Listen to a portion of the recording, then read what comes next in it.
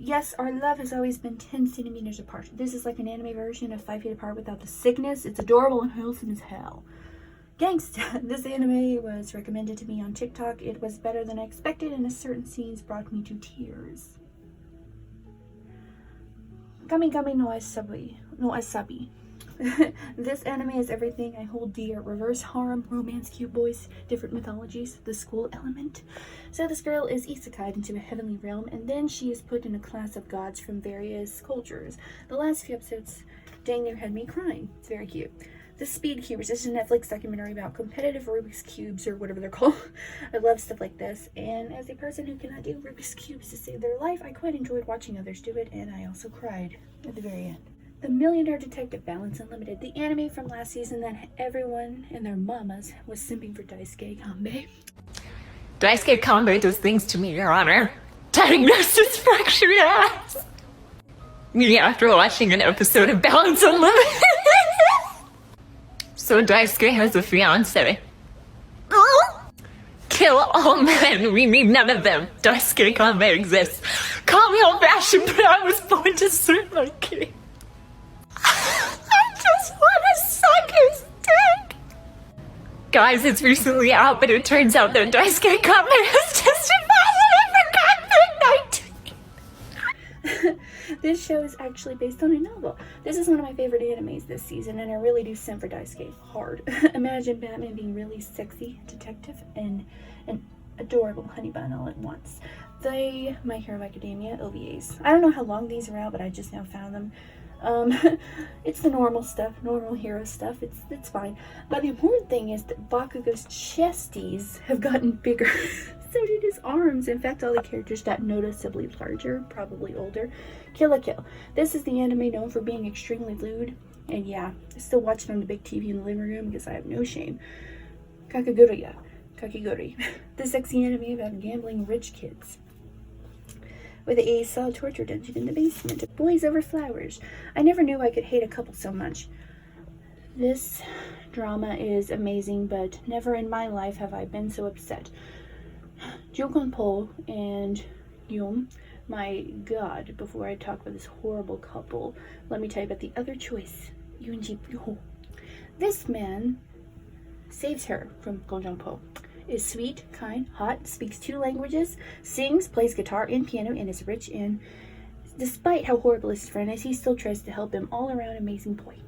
Gonjongpo is a cocky, rude boy who literally gets the whole school to violently bully her and forces himself on her, and has extremely violent temper and anger issues. My god, Yoon even went to the school to be a doctor so that he could be near her. And there's an anime to this, so I probably will watch the anime eventually, even though I hate the couple at the end, but whatever. The Umbrella Academy Season 2. Just as good as the first one. Klaus was amazing with his long hair in this season. It was a sight to behold. Restaurant to Another World. An isekai about a restaurant from our world going to a fantasy world. I did watch it for the food, and it did make me very hungry. Knock knock. So this is going to get serious for a second, but Keanu Reeves is in this, and he is a treasure. The movie is about these girls teaching people a lesson who cheat on their significant other, okay, which is fine.